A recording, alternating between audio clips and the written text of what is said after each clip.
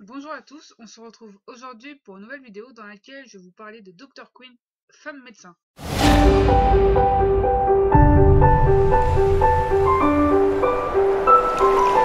Avant de commencer la vidéo, je voulais vous souhaiter une bonne année, pourvu que l'année 2021 soit meilleure que 2020.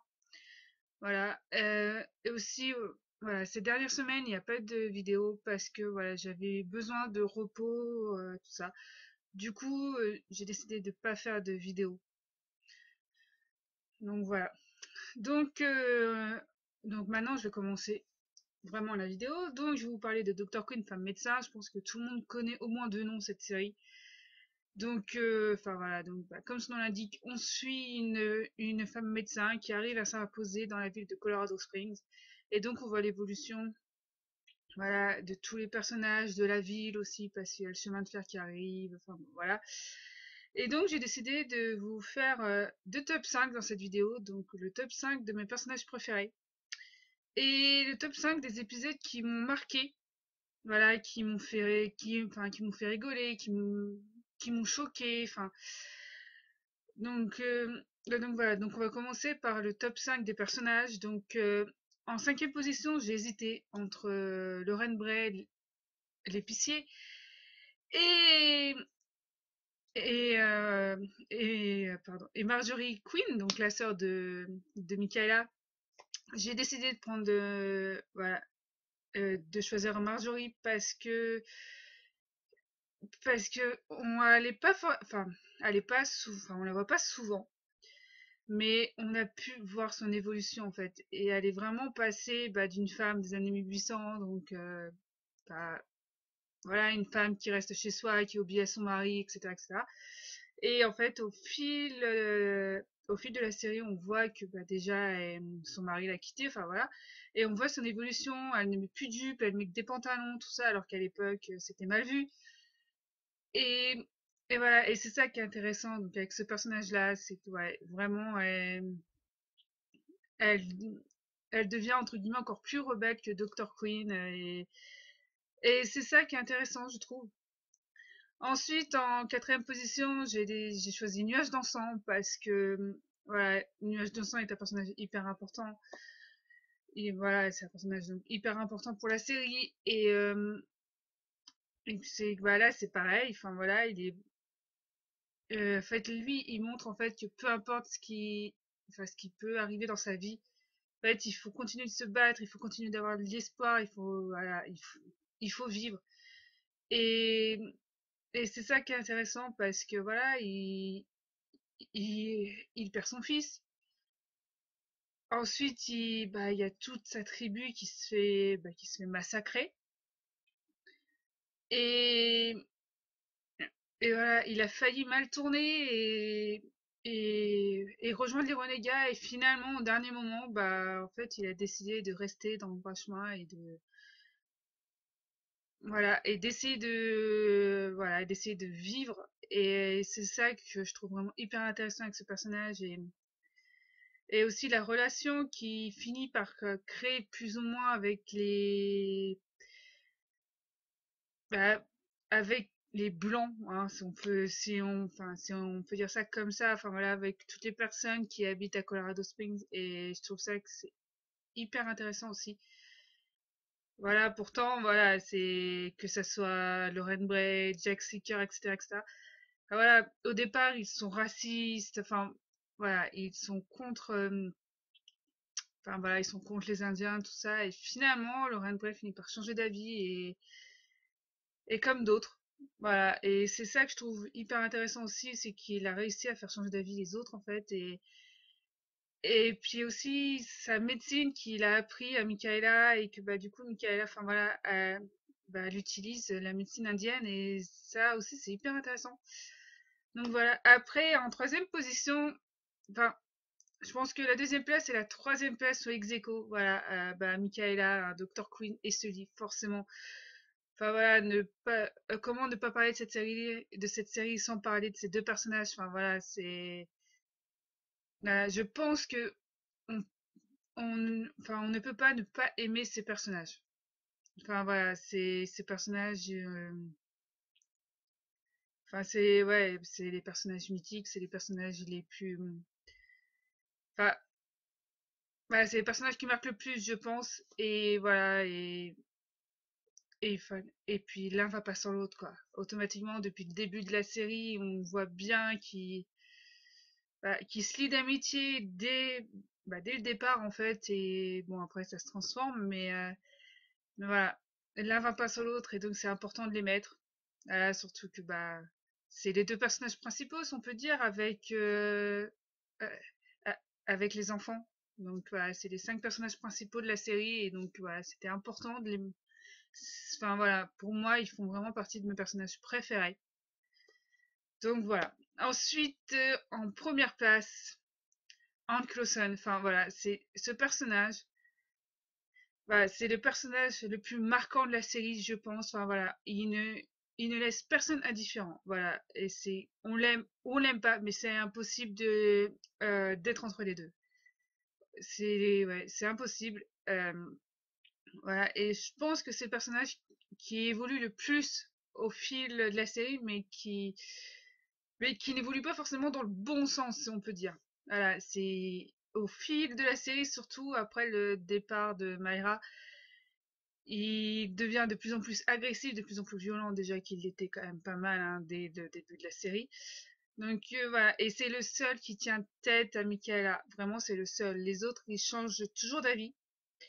Mais lui, c'est le seul qui lui tient tête. Et ça, je trouve ça intéressant, la relation qu'ils ont entre les deux. Enfin, qu'ils ont tous les deux, je veux dire.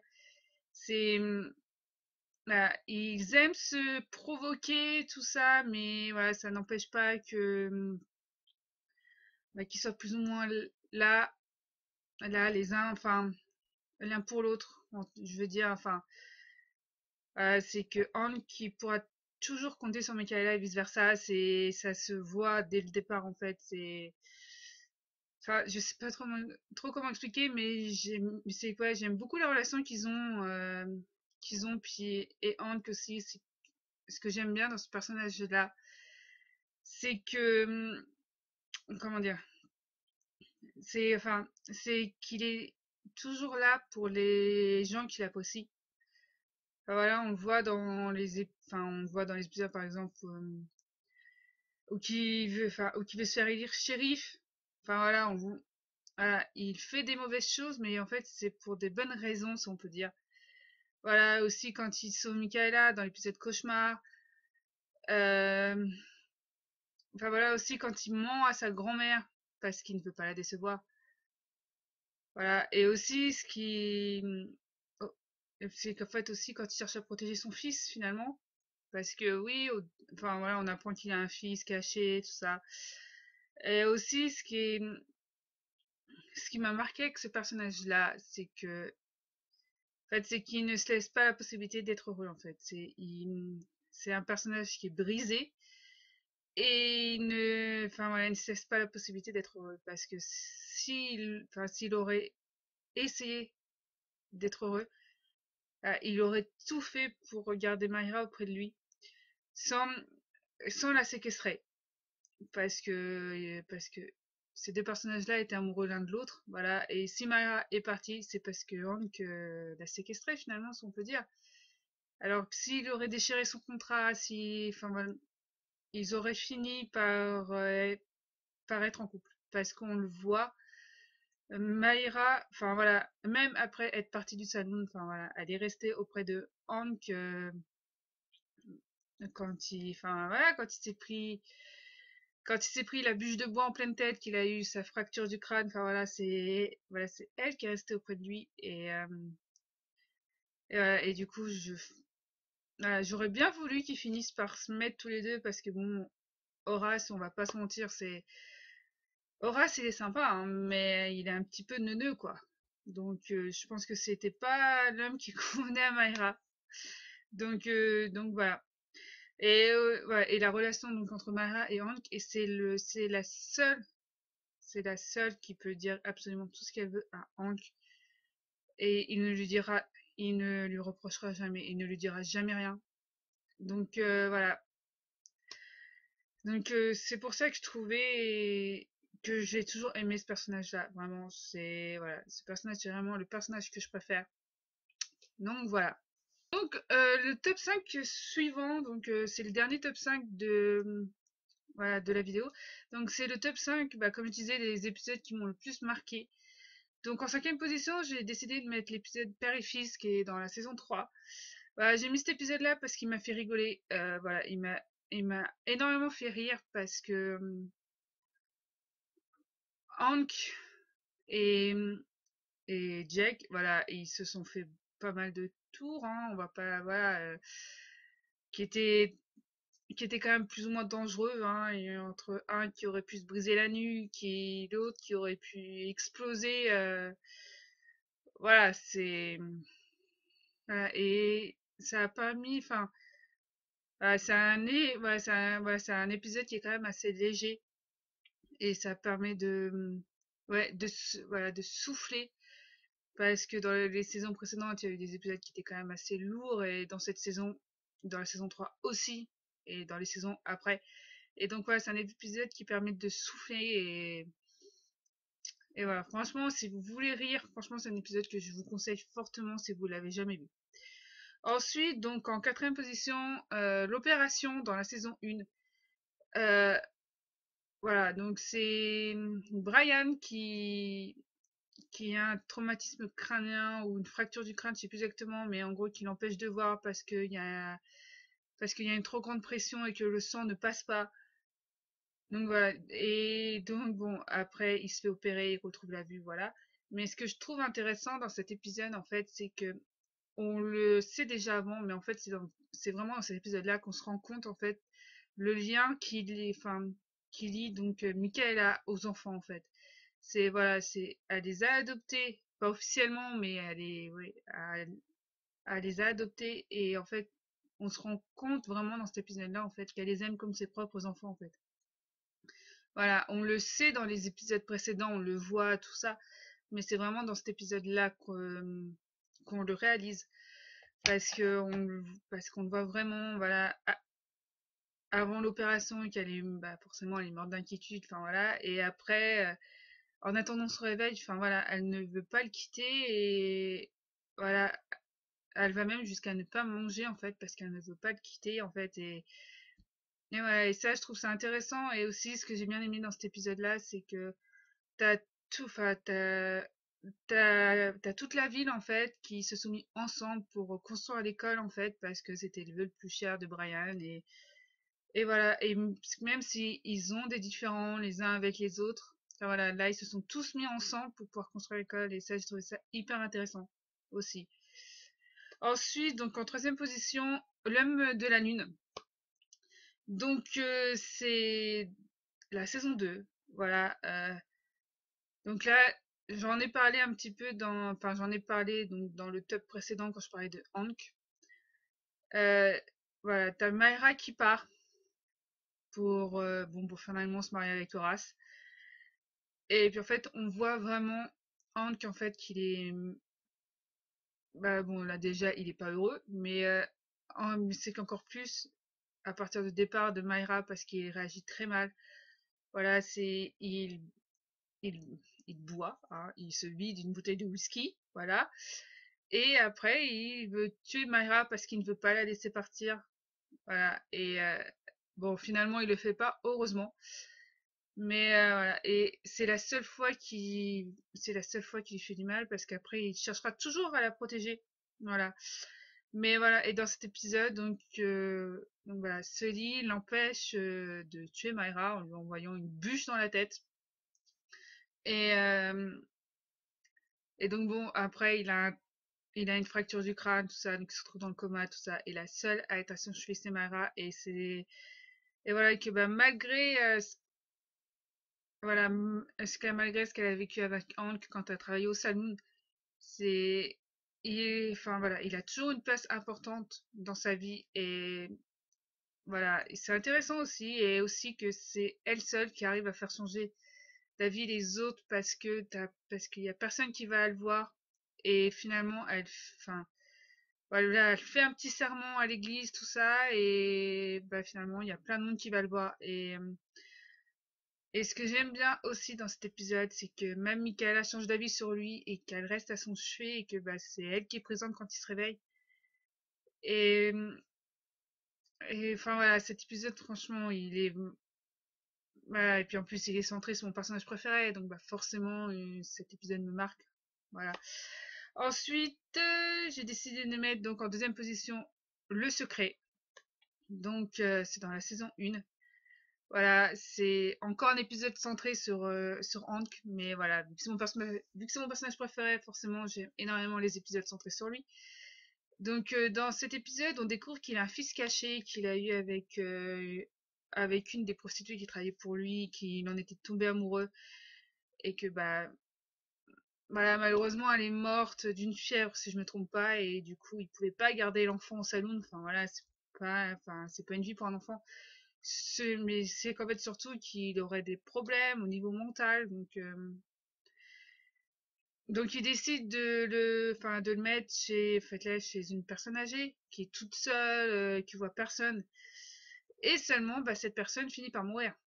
Voilà, et donc c'est vraiment là qu'on découvre, parce que là, personne ne savait que c'était son fils, sauf les filles qui travaillent pour lui. Et voilà, et donc il ne sait pas quoi faire de l'enfant, parce que vu qu'il est retardé mentalement, du coup, bah, il ne sait pas, enfin voilà, il ne sait pas quoi faire, mais il ne veut pas le garder au saloon parce que c'est pas une vie pour lui. Et en fait, on apprend que finalement, que son fils, c'est très très bien dessiné, et en fait, et grâce à l'aide de Michaela, il l'envoie dans une école d'art à Denver. Et, et enfin voilà, et donc là, on voit qu'en fait, bah, il a un cœur en fait. C'est vraiment dans cet épisode-là qu'on se rend compte qu'il a un cœur, Hank, que voilà, que c'est son fils et que jamais il ne pourrait l'abandonner. Et donc au fil des saisons aussi, on voit qu'il va à Denver voir son fils. Enfin voilà, son fils, on ne le revoit pas. Mais en fait, on voit que lui, il va à Denver pour voir son fils. Et il le dit dans la saison 3 à sa grand-mère que son fils, enfin voilà, enfin, que c'est ce qu'il est, comment dire, enfin voilà, que ce qui le rend le plus fier au monde, bah, c'est son fils. Et voilà, et c'est ça que j'ai bien aimé donc dans l'épisode, voilà. Ensuite, donc en première position, j'ai mis un épisode qui est en deux parties, Washita. Voilà, si vous avez vu la série, enfin voilà, vous vous souvenez automatiquement de cet épisode. Enfin, moi, c'est un épisode qui m'a choqué vraiment, qui m'a choqué. Voilà, en gros, dans cet épisode, donc en deux parties, il y a la tribu indienne, la tribu des Cheyennes qu'on voit depuis le début de la série, enfin, qui a été massacrée, quoi. Que le seul survivant, c'est un bébé. Et que tous les autres, enfin voilà, que tous les hommes, les femmes, les enfants, les bébés, ils ont tous été massacrés. Enfin voilà, qu'ils n'ont pas hésité à les tuer dans le dos. Voilà, que l'armée n'a pas hésité à les tuer dans le dos. Et voilà. Et donc cet épisode m'a énormément. Enfin, voilà, on sait tout ce qui s'est passé avec les Amérindiens, tout ça, dans les années 1700, 1800. Et voilà, c'est que même si ça, c'est un épisode fictif, on sait tout ce que ça s'est passé. Bon, ça s'est pas forcément passé dans les mêmes conditions que cet épisode, mais voilà, mais ça s'est passé. Et c'est ça, en fait, et voilà, même si c'est fictif, voilà, c'est ça qui fait mal, en fait. Comment l'homme blanc peut se croire tellement supérieur depuis toujours, en fait, jusqu'au point de massacrer des peuples, en fait. Ju- Juste parce que leur culture enfin, ne leur convienne pas. Et ça, c'est triste. Voilà, c'est triste pour pas dire autre chose. Et voilà, et donc là, dans cet épisode, voilà, on voit bah, donc, du coup toute la tribu Cheyenne toute la tribu Cheyenne qui est massacrée. On voit donc la réaction forcément bah, de Nuage d'Encens qui a perdu tout son peuple parce que bah, lui, il n'était pas présent. heureusement, sinon bah, il se serait fait tuer aussi, hein. Donc voilà, et on voit la réaction de Sully, de Michaela forcément, et qui Michaela a énormément de mal à extérioriser, et elle s'en veut parce que c'est son peuple qui a fait ça, donc elle s'en veut alors qu'elle y est absolument pour rien. Enfin voilà, et donc on voit sa réaction, et on voit quand elle retourne à Colorado, ah. Enfin bref, quand elle retourne en ville et que t'as d'autres villageois, Hank, Jake, entre autres, qui est en fait là, qui en gros se félicite que l'armée ait fait ça, et voilà, alors que bah en fait, ils ont juste massacré un peuple, donc je vois pas en quoi c'est bien de faire ça. Voilà, et voilà, cet épisode, ouais, vraiment, ouais, il m'a marqué, et aussi cet épisode marque, il marque vraiment un changement parce que voilà, c'est vraiment avant cet épisode, enfin voilà, il y avait toujours enfin il y avait toujours les blancs contre les indiens, si on peut dire. Mais voilà, il n'y avait pas eu voilà, il n'y avait pas eu de mort, tout ça. Enfin, il n'y avait pas eu de trucs comme ça. Alors qu'à partir de là, bah forcément ça a pas arrêté. Et voilà, puis on voit les Indiens qui sont voilà de tribus différentes, des tribus qui sont ennemies, qui sont obligés de vivre ensemble dans les réserves, tout ça. Et voilà, et c'est vraiment là qu'on voit que bah, ça change en fait, que les Blancs, ils ont voulu faire que les Indiens leur ressemblent, alors que les Indiens étaient enfin, voilà, ils étaient heureux avant que les Blancs arrivent et les forcent à changer de vie. Et, et voilà, et c'est vraiment ça voilà, c'est l'épisode qui fait enfin, qui est le plus réel, vraiment, même si bah, c'est une série et que c'est fictif. Mais voilà, cet épisode vraiment, il est marquant, et c'est ce qui se passe depuis toujours finalement, et c'est en fait là, et c'est encore le cas actuellement, donc voilà. Euh, donc j'ai fini cette vidéo. N'hésitez pas à me donner votre avis dans les commentaires, à me faire aussi, enfin, à me donner votre avis sur la série, me faire le top 5 de vos personnages préférés, le top 5 des épisodes qui vous ont le plus marqué, ou alors ouais, voilà, ou alors autre chose. N'hésitez pas à liker ma vidéo, à vous abonner, à appuyer sur la cloche pour recevoir les notifications de mes prochaines vidéos. Et moi, je vous dis à bientôt pour une prochaine vidéo.